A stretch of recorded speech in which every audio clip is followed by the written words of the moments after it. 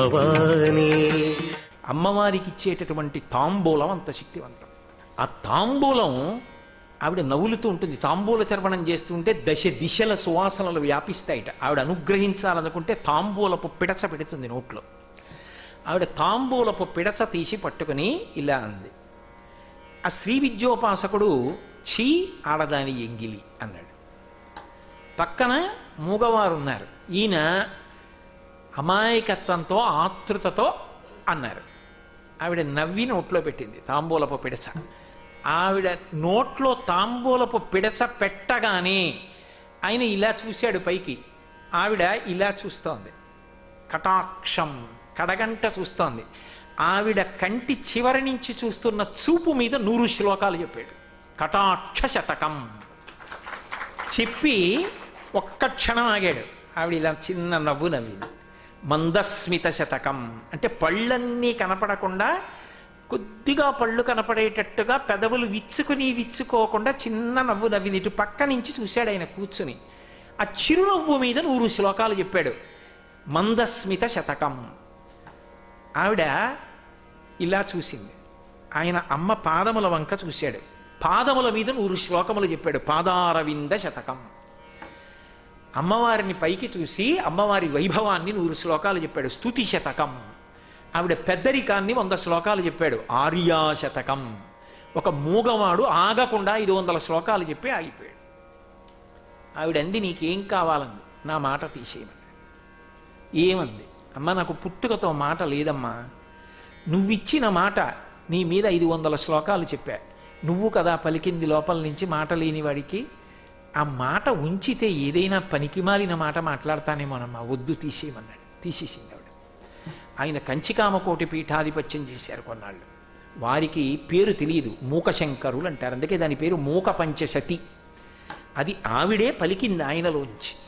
అంత అద్భుతమైన మూకశంకరుల యొక్క మూక పంచశతిలోని స్తుతి శతకంలోంచి నేను ఇప్పుడు ఈ శ్లోకం చెప్తున్నాను. కాబట్టి ఒక మూగవాడి చేత పలికించావమ్మా. మూకానామపి కుర్వతి సురధుని నీకాశవగ్వైభవం. ఆకాశంలోంచి పడుతున్న సురగంగ ప్రవాహం ఎలా ఉంటుందో, నువ్వు అనుగ్రహించిన నాడు లోపల నుంచి వచ్చేటటువంటి వాక్ ప్రవాహం అలా ఉంటుంది. కాబట్టి తల్లి, నువ్వు వాగ్రూపిణివి, వాగ్దేవతవి, శారదవు. నువ్వు చెయ్యలేనిది ఏమిటి? ఆమె సరస్వతీ స్వరూపిణి. ఆ తల్లి లోకంలో ఎక్కడ ఎవరిని అనుగ్రహించాలనుకున్నా హేళగా అనుగ్రహించేస్తుంది.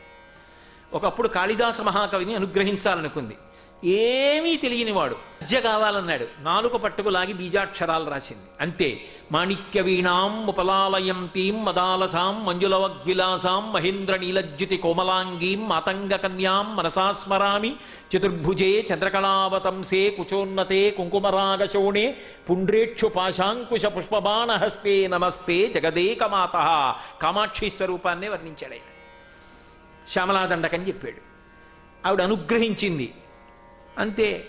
ఆకాశ గంగా ప్రవాహం ఎలా ఉంటుందో అటువంటి వాగ్వైభవం వచ్చింది. ఆవిడ ఒకప్పుడు వరదన్ అనుగ్రహించింది. జంబుకేశ్వర క్షేత్రంలో అమ్మవారి ఇప్పటికీ తిరుగుతుంది, అఖిలాండేశ్వరి. అర్చకులకు కూడా ధైర్యం సరిపోదు, మహానైవేద్యం పెట్టేటప్పుడు తలుపేయాలి. ఒకప్పుడు జంబుకేశ్వర క్షేత్రంలో అమ్మవారికి నైవేద్యం, మహానైవేద్యం వండడానికి ఒక వ్యక్తి ఉండేవాడు. ఆయన పేరు వరదన్. ఆయన పుట్టుకతో వైష్ణవుడు. ఆయన వంటలు చేస్తుండేవాడు అక్కడ. ఆ దేవస్థానంలోనే దేవస్థానం తుడవడానికి ఒక ఆవిడ, ఒక పరిచారిక ఉండేది. ఆవిడ పేరు మోహనాంగి. ఆవిడ తిరువాచకం అని చెప్పి తమిళ సంప్రదాయంలో పరమశివుడి గురించినటువంటి విశేషం అది వింది. తిరువాచకం విని ఆవిడ అనుకుంది, శివభక్తుడైన వాడైతే నేనే పెళ్లి చేసుకుంటానని. ఈ వరదన్కి మోహనాంగిని పెళ్లి చేసుకోవాలని కోరిక పుట్టింది. అడిగాడు, నేను పెళ్లి చేసుకుంటానని అడిగాడు. ఆవిడంది, నేను శైవుణ్ణైతేనే పెళ్లి చేసుకుంటా, శివభక్తి తత్పరుణ్ణి. నువ్వు జన్మచేత వైష్ణవుడివి, నువ్వు శైవుడు అయితే నేను చేసుకుంటాను. శివుడు ఒకటి, విష్ణు ఒకటినా? రెండూ ఒకటే. నిన్ను పెళ్లి చేసుకోవడానికి వాళ్ళ నుంచి ఇలా పెట్టుకుంటానన్నాడు. కావలసింది ఇలా పెట్టావా కాదు, ఇలా పెట్టడం ఏమైనా వచ్చా? ఇదొకటే ఈశ్వరుడు చూస్తాడు. కాబట్టి ఆయన ఇలా పెట్టుకున్నాడు. ఇలా పెట్టుకుంటే మోహనాంగి పెళ్లి చేసుకుంటానని. ఆయన శివభక్తుడయ్యాడు. వంట చేస్తుండేవాడు. అమ్మవారికి నైవేద్యాలు జరుగుతుండేవి. ఓ రోజున వంటగది ముందు వంట అంతా చేసేశాడు. మహానైవేద్యానికి వెళ్ళిపోయింది. ఆయన కూర్చున్నాడు కాళ్ళు దాపుకుని. అఖిలాండేశ్వరి నడిచి వెళ్ళిపోతాడు. ఆయన చూసి నోరు తెరిచి ఉండిపోయాడు ఇలాగా అని. ఆవిడ ఒక్కసారి కటాక్షం. చెప్పాను కదా, ఇలా తిరగదు. ఆవిడ ఇలాగే నడుస్తూ ఇలా చూసి చూసి చిన్న నవ్వు నవ్వి అనుగ్రహించింది, అంతే. కాలమేఘన్ అని పేరు మారిపోయింది. నల్లని మబ్బులు వచ్చి వర్షం కురిస్తే ఎలా ఉంటుందో అటువంటి కవిత్వం చెప్పాడు ఆయన. ఆయన పేరు కాలమేఘన్ అయింది. ఇప్పటికీ తమిళ దేశంలో ఆయన చేసినటువంటి స్తోత్రాలని అద్భుతంగా చెప్పుకుంటారు. ఆ తల్లి ఎవరికి ఇవ్వలేదు కవనశక్తి, ఎవరికి ఇవ్వలేదు జ్ఞానం. ఒకప్పుడు దుర్వాసో మహర్షి కామాక్షిని ప్రార్థించాడు.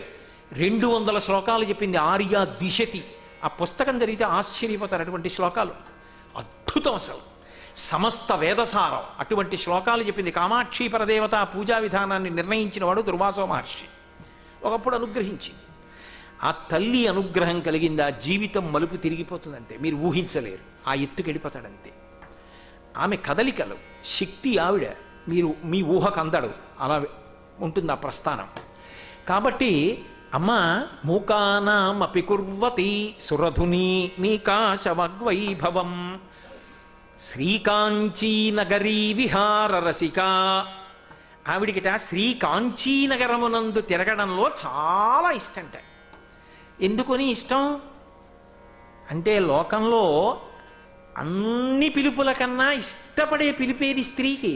అమ్మా, ఎంత పెద్ద చదువు చదువుకోనివ్వండి, ఎంత అధికారిని కానివ్వండి, కొడుకొచ్చి పేరు పెట్టి పిలవడమో లేకపోతే మేడం గారు అనో అన్నాడు అనుకోండి, బుద్ధుందా లేదా, ఏమిటా పిలుపు, అమ్మ నువ్వు అనక అంటుంది. అమ్మ నువ్వు అని ఏకవచన ప్రయోగం చేస్తే పొంగిపోతుంది.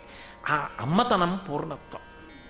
ఆ అమ్మ అని పిలిపించుకోవాలని అంత పరితాపం పొందుతుంది స్త్రీ. ఆ తల్లి లోకములకన్నిటికీ తల్లి. నాభీ కేంద్రం ఎక్కడుంది? మొత్తం భూమండలానికి అంతటికీ కూడా భూమాత అన్నప్పుడు నాభీస్థానం కాదు, మాతృత్వాన్ని నిర్ణయిస్తుంది.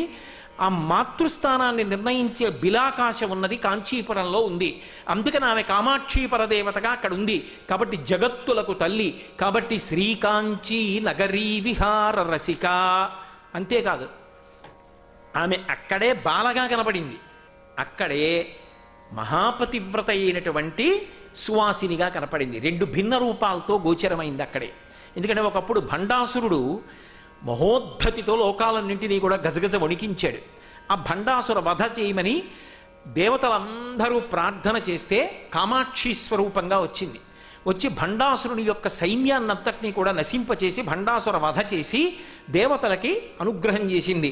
మీ అందరూ కూడా ఇక్కడే భండాసురుడిని పాతి పెట్టడానికి ఏర్పాట్లు చెయ్యండి అంది. అందుకే ఇప్పటికీ కామాక్షి మందిరంలోనే భండాసురుడి యొక్క శరీరం ఉందంటారు. ఆ పైన అరుగులున్నాయే మంటపం, ఆ మంటపం కింద ఉంది భండాసురుడి శరీరం అంటారు. అందులో భండాసురుని యొక్క సైన్యాలన్నింటినీ కూడా కప్పెట్టేశారు అంటారు, పౌరాణికమైన వాక్కు. కాబట్టి భండాసుర వధ చేసింది ఆవిడ. దేవతలందరూ దగ్గరికి వెడితే 5 సంవత్సరాల పిల్ల బాలాత్రిపుర సుందరిగా కనపడింది. ఆవిడ ఎప్పుడైనా అనుగ్రహించాలనుకుంటే బాలారూపంగా కనపడుతుంది. పరమసాత్వికారాధనలలో ఆవిడ పరమ ప్రసన్నురాలవడానికి తేలిక మార్గం సువాసిని పూజ, బాలపూజ. అవి 2 చేస్తే ఆవిడే పుచ్చుకుంటుంది. ఎందుకో తెలుసా? అలా పుచ్చుకుంది. ఒకప్పుడు కాంచీపురంలో విఘ్నేశ్వరుడు కొడుకుగా పుట్టాడు. ఆకాశరాజని ఉండేవాడు అక్కడ కూడా. ఆయనకి కొడుకుగా పుట్టాడు. తుండీర మహారాజని పేరు ఆయనకి. తుండీర మహారాజు అన్న పేరుతో, అందుకే తుండీర మండలం అని పేరు కాంచీపురానికి అంతటికీ కూడా. ఆ తుండీర మండలంలో తుండీరుడు అన్న పేరుతో పుట్టాడు. విఘ్నేశ్వరుడు గురించి పూజ చేస్తే ఆయన అంశ విఘ్నేశ్వరుడు కొడుకుగా వచ్చాడు ఆ రాజుకి. ఒకప్పుడు వానలు లేవు కాంచీపురంలో. వానలు లేకపోతే సువాసినులందరికీ అన్నదానం ఏర్పాటు చేశారు. సువాసినులందరూ అన్నం తిని తాంబూలం వేసుకుంటే కామాక్షి సంతోషిస్తే వానలు పడతాయి. ఆ మహారాణి ఏం చేసిందంటే, ఆవిడ కూడా వంట దగ్గరికి వెళ్ళి పెసర పొట్టు తీసి పాయసంలో వేసింది. ఆ పొట్టు తీసి పాయసంలో ఇలా తీసి కదండి వేస్తారు. వేళ్ళు ఒరుసుకున్నాయి. ఒరుసుకోవడంలో ఏమైందంటే, ఆవిడ ఉంగరానికి ముత్యం ఉంది. ఆ ముత్యం నొక్కుకుంది. నొక్కుకోవడంలో ఒక బంగారపు తునక వెళ్ళి అందులో పడింది పాయసంలో. ఆవిడ ఎవరికి పెడుతోంది పాయసం?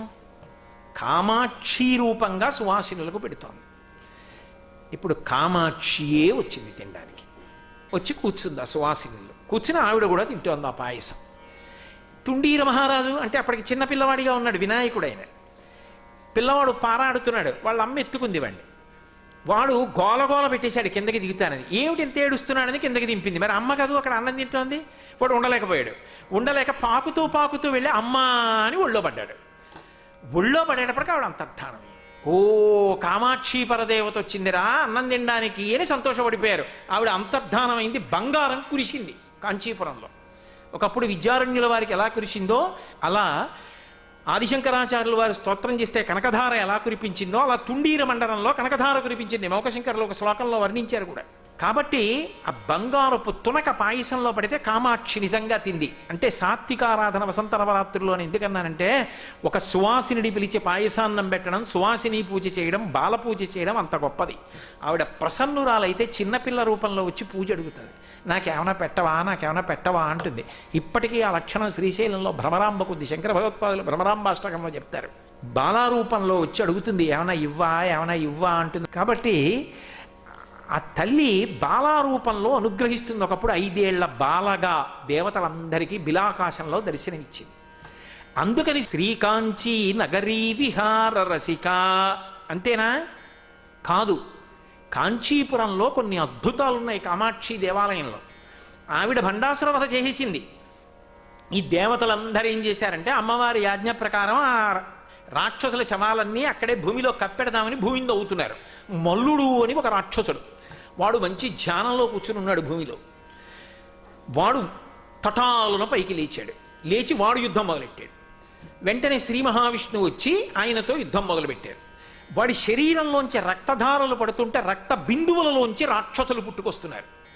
అయ్యబాబో, ఇంతమంది రాక్షసులు పుడుతున్నారు అలా అని ఆయన ఆలోచిస్తుంటే శంకరుడు ప్రత్యక్షమై ఒక ఆడ మగ 2 భూతములను ఇచ్చాడు. వీళ్ళు ఆ నెత్తురు తాగేస్తారు కాబట్టి ఇంకా రాక్షసులు పుట్టారు. మల్లుణ్ణి సంహరించు సుదర్శనంతో అన్నాడు. వీళ్ళ నెత్తురు తాగేశారు. శ్రీ మహావిష్ణువు సుదర్శనంతో మల్లుణ్ణి సంహరించాడు. కానీ రాక్షసుడి నెత్తురు తాగేశారు కదా వీళ్ళకి రాక్షస లక్షణాలు వచ్చి విష్ణువుతో యుద్ధం మొదలెట్టారు. వీళ్ళు నాకు సాయం చేయడానికి వచ్చిన వాళ్ళు నాతో యుద్ధం మొదలెట్టారు ఏమిటనుకుని, ఓహో వీళ్ళు రాక్షస నెత్తురు తాగారు, వీళ్ళకి రాక్షస బుద్ధి వచ్చింది, ఇది ఈ ప్రకోపం పోవడానికి కొంత సమయం పడుతుంది అని ఆయన ఏం చేశాడంటే, ఈ భూతములు రెండింటినీ కూడా అణచడం కోసం వాటి మీద ఎక్కి నించున్నాడు. అయినా వాళ్ళు తప్పించుకు పైకి లేచారు. కింద పడేసి వాళ్ళ మీద కూర్చున్నాడు. అయినా లేచారు. వాళ్ళని కింద పడేసి వాళ్ళ మీద పడుకున్నాడు. అప్పుడు వాళ్ళిద్దరు పడుకున్నారు. ఆయన స్పర్శకి, విష్ణు స్పర్శకి వాళ్ళల్లో ఉన్నటువంటి ఆ రాక్షసుల నెత్తురు తాగినటువంటి మదం విరిగిపోయింది. వాళ్ళు లేచి అయ్యో ఎంత తప్పు చేశామండి అని శ్రీ మహావిష్ణువుని స్తోత్రం చేశారు. సర్వం శ్రీ ఉమామహేశ్వర పరబ్రహ్మార్పణమస్తు. స్వస్తి.